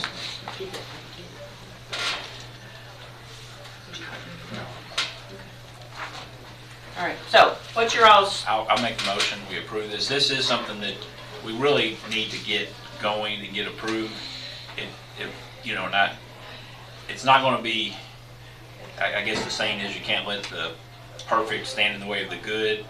And this is one of those ordinances that I don't know that we could ever get it perfect, but I think this is a good jumping in place for us and can help in a lot of ways provide some guidance and regulation to our animal control personnel and others that can help, in this And area. This is really a three-pronged approach to animal control. The ordinance, we're writing right now a joint agreement, participation agreement with the Humane Society. We need to get that on paper, and the third is a policy manual for our staff at animal control. So this is part one of three. Right. Yeah. Hopefully we'll get everything wrapped up before the end of the fiscal year, so. This would not affect existing kennels? It would. They would be subject to, they already should be getting their $100 annual license, and this is just our chance to go in and say hi, make sure they're putting water down for the animals. You can see the form there, there's not a lot of anything that they probably aren't already doing, but it is a chance for us to visit with them, and otherwise, we're licensing something that we're issuing what is termed a license, but we're not really licensing anything. So we do need some kind of process if we're going to issue what is almost our endorsement of a kennel when you give them a license. this just more clearly defines what the responsibilities are. And you can look at this is the same form that you got in 2021 for the inspection form. I recall that, yes. Yes, I took out the noise, of course. Do you want your kennels to have dog food that's covered so rodents don't get in it? Do you want to make sure they have fresh water and a place to run? That's the kind of stuff. Yeah, I recall our work on it 2 years And ago. Christina and Gerry both have been working on this The ordinance, process. Carrie, I sat down with her and we went through it line by line.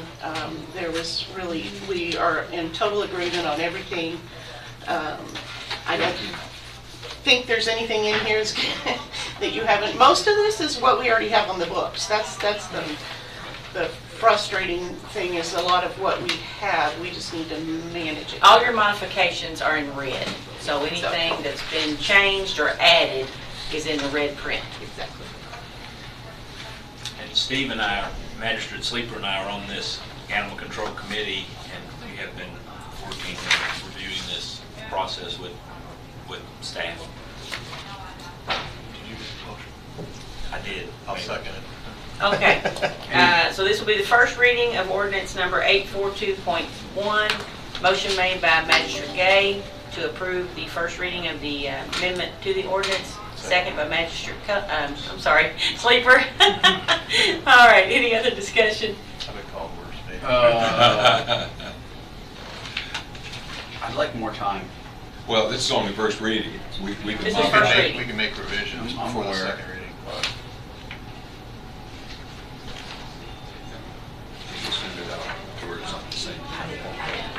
Okay, so we're at the first reading, we had a motion and a second. Does this encapsulate vets offices that have kennels? No. No. So it's just kennels? Kennels and boarding facilities. So several vet offices also have. Yeah, we didn't, they're under the state medical kind of thing. Their boarding section is? No. Not in here. No, but I'm saying Under state guidelines. the veterinarian offices that, I just want to make sure we're holding everybody to the same level. And so if somebody's a vet that also offers boarding, which most of them do, where are they covered? Like where do they fall under an ordinance? Is that a state thing, or is that Is that at the county level? They're heavily state and federal. Are you 100% sure? We do not issue a license to a vet kennel. If you want to do that, I just I'll want to have have, to do more research on that one. I just want to have all the answers, because I don't want somebody coming back from just a normal kennel that says, well, how are they regulated? And have we made an unfair playing field for them? I don't know the answer to that one.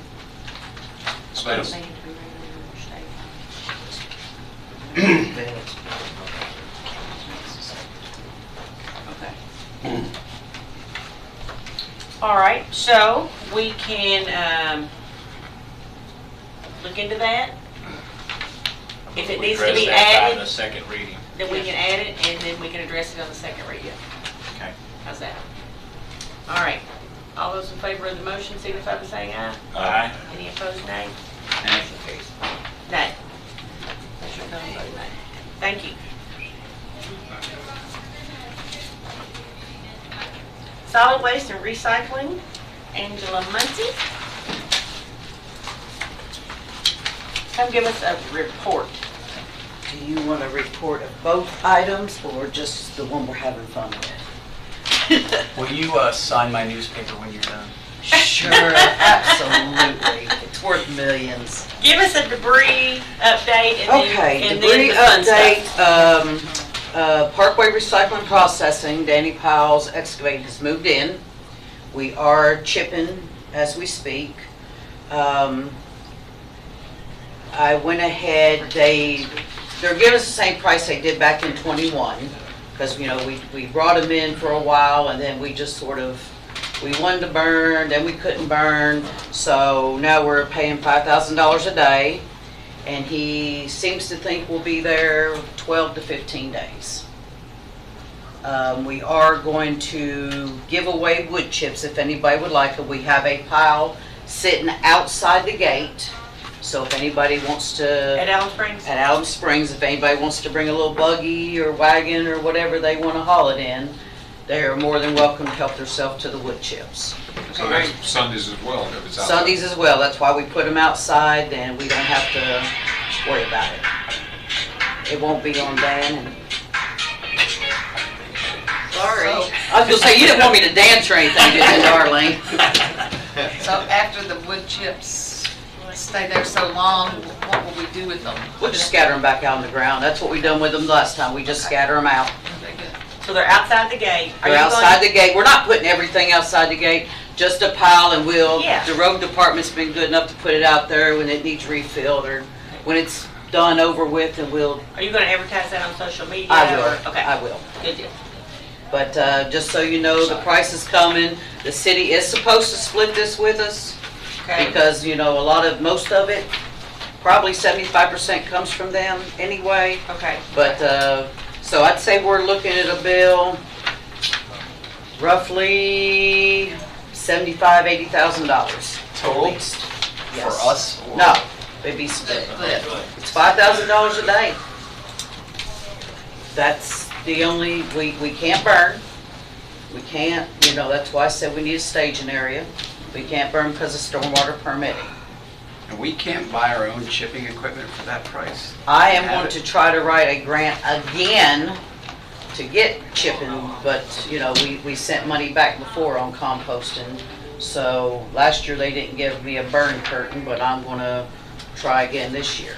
Okay. Worst they can do is tell me no. I don't know how we regulate I know someone who followed a person in Lincoln County from where they cleaned up all their limbs, and they went all the way to Alum Springs and drove in and dumped them there. So I don't know how you regulate who brings it in. Well, they're usually checked, so evidently they must have license from Boyle County. Okay, so that's how they're going to get away. That's probably how they're getting away. You know, I don't, and you know, between Lincoln and Boyle County can be a fine line. You know, there's people I thought was in Boyle County, they're actually in Lincoln or vice versa, so it's the roads. Is that basically just checking the tags on the vehicle? No, they'll check their license if they don't know. He's very thorough at Alum Springs, but this one we couldn't figure out why. We went there, but it was a big load. Do y'all still issue those stickers you have on? No. Okay, And Geneva would say, no. Chipper's going to Payroll too? No, well, we really haven't decided that part yet because I don't think they've taken too much out We there. as haven't of yet. taken much down there. Okay. So okay. we might So not the have bulk to. of it is at Allen The bulk of it is at Allen Springs. Okay. I don't think Roger and them has taken too much out there, so. Okay. Are we allowed to burn at Perryville? No. No. No convenience centers. They're all stormwater permitted. If it wasn't for that, then absolutely we could lay it on it. And it'd be $80,000 to $100,000 cheaper on us. Because you still owe me a truck, by the way. Yeah, you used to. Just saying. I haven't forgot that. We just spent your truck money. Yeah, On chipping. Too bad.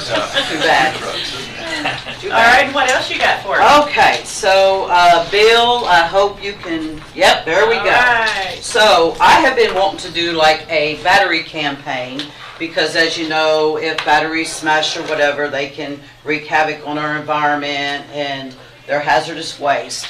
So luckily this lady, Sandy Kane, she is the leader of the Admiral Adventure Academy. And she reached out to me wanting to do do something with the kids. So I suggested, let's do batteries. They're already doing the Literati app. And so I had the little things made. Trille's got one here.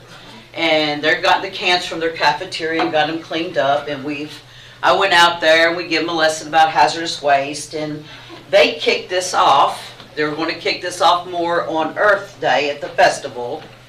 But yesterday they came for a field trip. So during the field trip, they presented Trille with the first can they made to put in the judge's office and collect batteries. So they also learned how to recycle. As Magistrate Sleeper knows, they get a pretty good lesson when they come.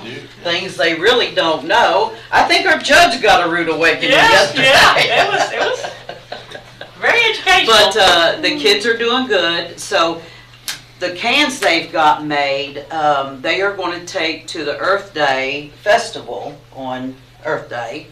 And they're going to try to get companies or little businesses that will sign a pledge with them to take these cans and let the public bring their batteries in. And then either the teacher or myself will, if they call, go out, we'll go get them, or they can drop them off the recycling center and we'll empty them and give their cans back. So we're doing this project. I'm working with a company right now to see if it'll work. Hopefully we'll do printer cartridges and ink cartridges. I take them now, but I'm working with a company just to see if it's worthwhile and worth our time to do it. So we are doing that, but this is their field trip yesterday, and the other ones were taken at Tolliver School, but they're the Admiral Adventure Academy. And it's basically an after-school program at Tolliver K through 5, so. They are a neat bunch of kids, and they were so excited to be there and to be This going little boy, through. he's full of education. Yes, he was educating me in that. Yeah, but they love being on that line and being able to, they had separated plastics 1 and 2, pop cans, steel cans, paper, and they were at a section. They would pull off those items and put it in their hopper thing. Yeah. Just stand there, and they loved it. I mean, it was awesome. They wanted to know see. that they have a job this summer. Yeah. So I think they're even going to try to plan on coming maybe some on Yep, Thursdays. I think they want to come Thursdays is on- when they do the recycling. That's when we have our big on the sorting line. That's when. So any of you all that want to go out and help sort trash, Angie would be And we have very lots of appreciative. trash. Oh, yeah. My workers would love it, but now these kids were great, and they've had a good time, and they had a lot of questions after you left. One question, have you ever fired anybody? Yeah. I said, not if they're working on the line, I won't. Right. But you can see they got lots of cans made, And you'd be surprised at how smart they are on recycling. They know more than the common adult knows. They're very smart. They were looking on the bottoms of the jugs to see if they were a 1 or a 2, and I didn't even know that. And Angie educated me on that. I said, well, how do they know if it's a 1 or a 2? Yeah. And so I got educated myself, but it was a fun time. Yeah, so Yep, thank you. so that's what we're doing, so, and I guess I'll see you all next week. I'll fill them in even more Tuesday, so. All right. Awesome. All right, thank you very much. Thank you. Appreciate it. Okay, looks like now we are up to our magistrate reports. And I think I started with Magistrate Ellis last time, so can I switch and start with Magistrate Sleeper this time? All right. We'll go in reverse. We'll go counterclockwise. All right.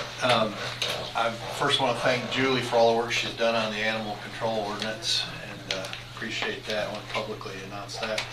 I participated in the CAECO virtual program for logistics for donations, and that was very informative virtual program.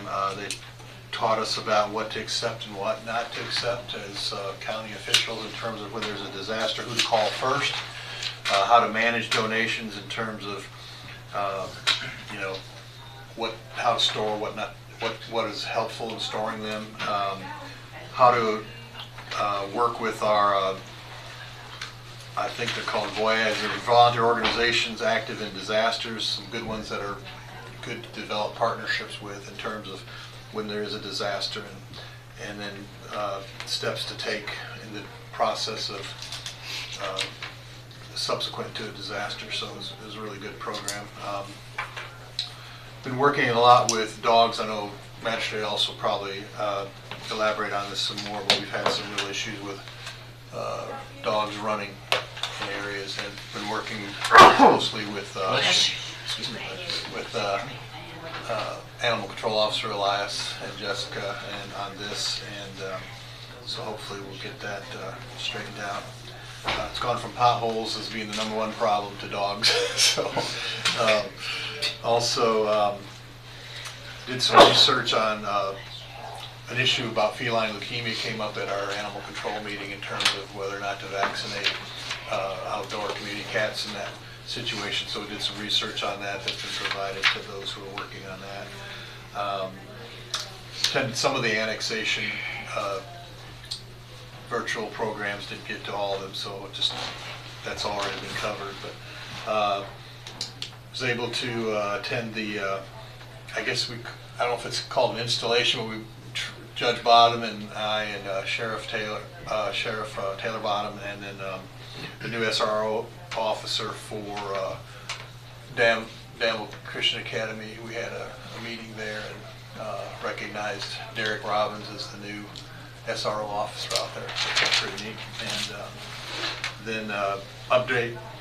I received an update on Magistrate Harmon last evening from a friend, and he's going to receive a progress report today to give him more information on how he's progressing. And also, it was noted that he really appreciates phone calls. So, sometimes you wonder whether or not to call somebody, but he definitely would like to receive phone calls from us. I spoke with him yesterday via phone, and he's doing really well. He's got a little ways to go, some more strengthening therapy, but he's in good spirits, and yeah, he wants to hear from anybody that wants to call and talk to him. So, yeah.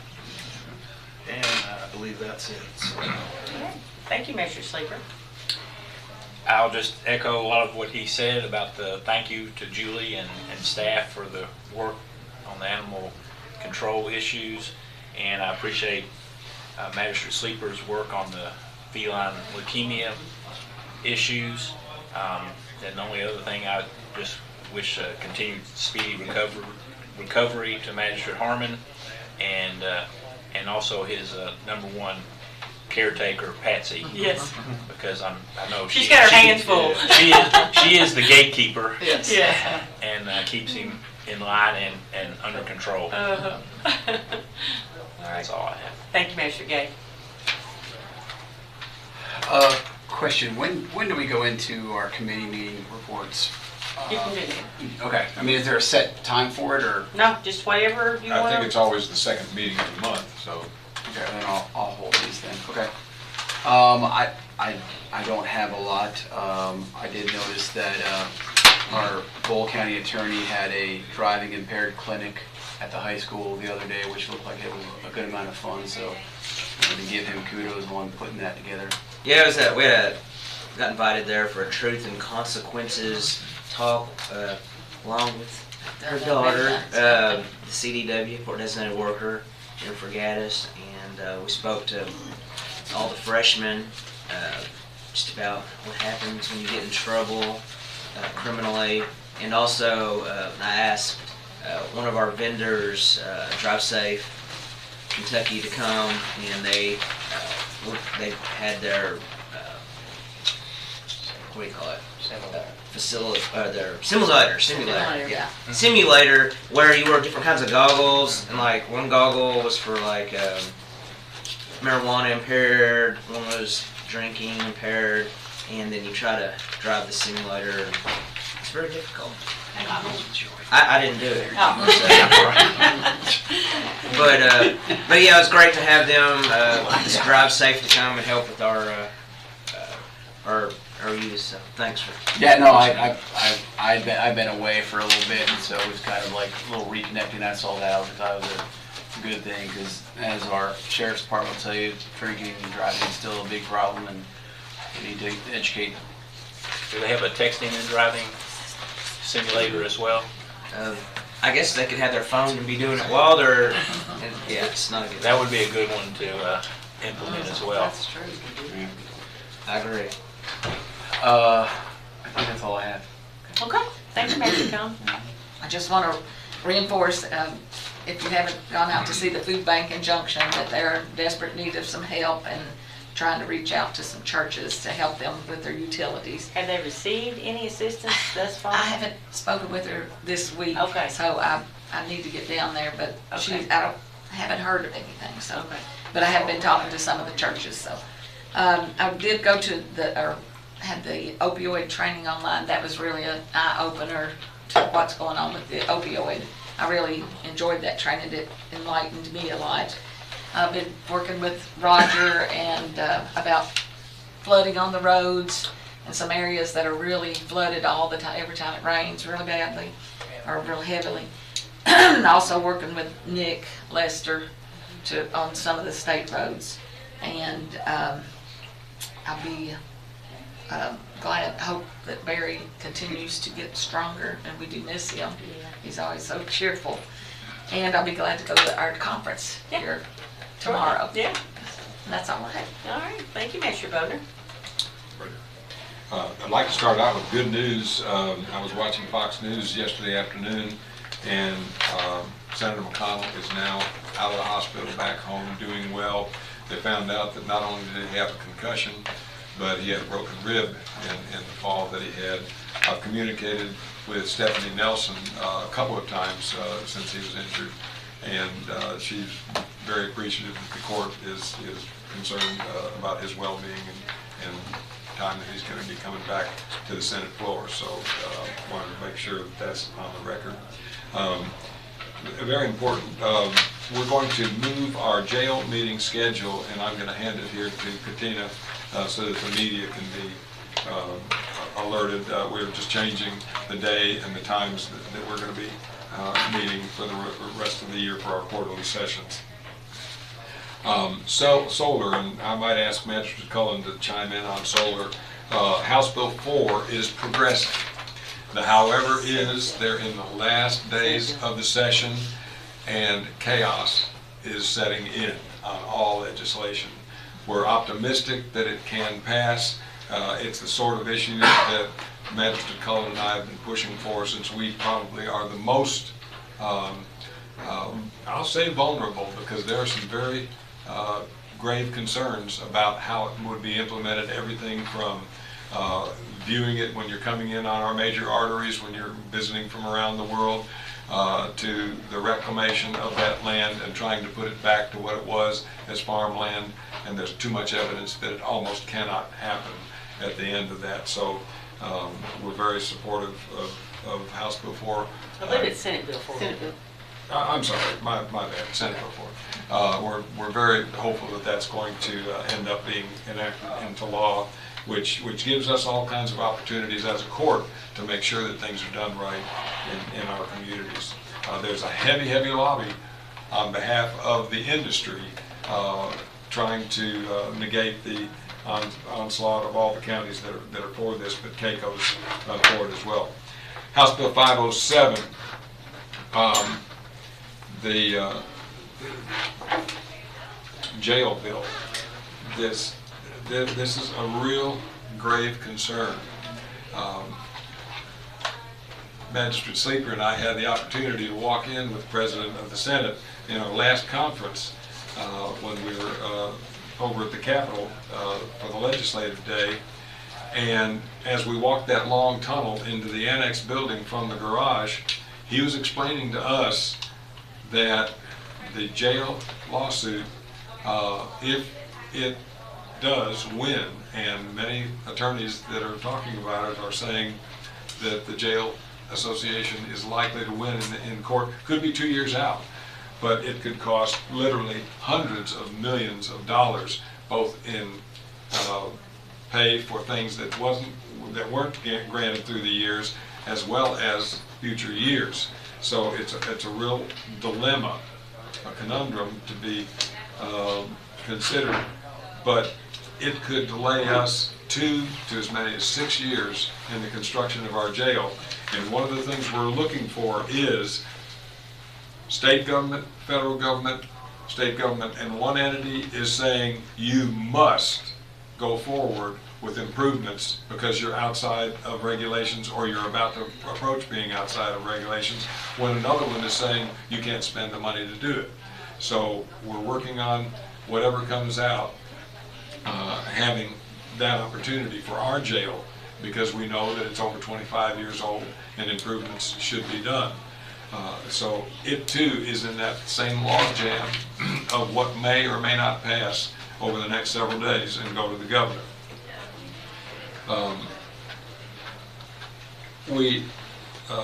Judge and I ran in over the weekend, ran into an interesting circumstance that I would make a genuine appeal to the court. The city of Perryville has, thanks to their former chief of the fire department, received a $60,000 grant for a generator. The purpose of that will be to be a community room if people have lost their power, as we have in the past several weeks, many of us. And secondly, as a communications hub with full power from that $60,000 generator, they have a match that they must make, and I don't know what the total of that match would be, but they're asking us to consider a $3,800 ARPA fund earmark toward that match that they're looking for. And I would put that in the form of a motion that we consider using $3,800 toward a community room capability, a communications capability that Perryville is seeking. I'd make that as a motion. Okay, we have a motion on the floor. Second? Second. Second by Magistrate Sleeper. Any discussion? So I'm not really understanding what Yeah, tell me again. They're required to have a certain number of dollars of a match, and one of their council members has requested that we bring this to the court. For a match For that generator. For the generator. For the city.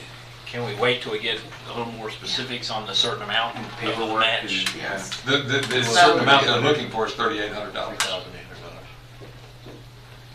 That's the amount they need, is $3,800. But we have anything, I mean, not to be rude, but we have nothing in writing about, well, that's what they're asking for? Is this just word of mouth, or? Well, it's right now it is. From a council member, yes. Okay, so can we get something from the actual We can do Perryville that. City Sure. Commission? I know the judges talked to the mayor, I've talked to, and to the council member, and I've talked to the council member who brought it up to me over the weekend. Well, I mean, you I can talked to the mayor understand that. this morning. You know, Yeah. your voice doesn't count for all of us, and so Right. let's get it from the actual commission, I think, is All what we right, need. I'll suspend, Okay. I'll withdraw my Withdraw motion for motion. now, and we'll get some paperwork on it. Thank you. Thank you.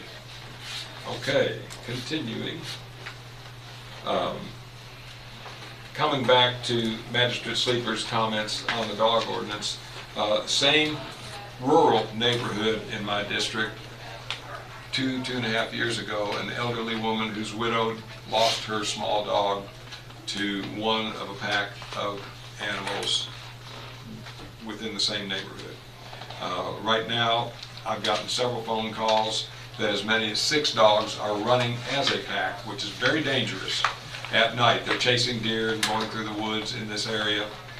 And we simply have to implement what we have on the books now and impose the fines, pick up the dogs, and deliver a strong message to these folks that we have ordinances, that they must have them in a leash or on a kennel at all times. And it's a perennial problem. I know, thanks to our counselor, we solved one way out in Portland a year or so ago, and I think, Counselor, that I've not received any more calls on that, have you? No, I mean, I haven't received calls, I've just got your emails. But we really do need to enforce what we have, and I'm hoping that the newspaper will pick up on this, because it's going to be in everybody's district as the weather gets warm and people are out. I know that I've talked to people who walk their districts in the past, and it's a problem when you go up to a door and a dog comes from the backyard at you. So that's one piece of my report. I've mentioned the jail meetings. The last thing I would say is we've gotten no feedback yet. Our Extension Office Task Force did an extraordinary job. We had 5 or 6 citizens, including a retired veterinarian, who's very active with the animal programs out there. And once it was all said and done, we sent the task force report with 15 action items. I don't think we've received any feedback at this point. We have just recently gotten feedback, and I will get that out to you. Wonderful. Okay, good. That's great to know. Very Thank positive. you. Okay, Judge. Thank you very much. All right, thank you, Mr. Ellis. Judge, could I ask one more thing? I'm sorry. I'm still a little tired. So, It's all right. Hope you weren't flying. Everybody's tired. Yeah. That and little ones were up all night. So this dog ordinance has reminded me of something, and this might probably an ask for Chris and Julie. Sure. We developed an ordinance for property care a little bit ago, and like a nuisance ordinance, and we need to put a little more teeth in that. I have several people that reach out to me constantly about problems in their neighborhood. I know, Paul, there's a couple in your district as well, and Tom's as well, and I think our county attorney will agree that we kind of maybe can do some things to strengthen it, to put some teeth into it, to protect those that are around these properties that shouldn't have to continue to deal with these issues with no recourse. Okay, So, we can look into that and then bring that back to the court. please. Thank you. Thank you. Okay, I'd like to recognize Councilman Rick Series. He's been here for several of our meetings. Rick, thank you for coming and sitting in with us and being a partner. We appreciate that. And Chief Stratton, thank you for being here today and keeping us all in line. My pleasure. And then I also want to remind you all, there is a Regional Opportunity Summit. I believe is that what it's called, Julie?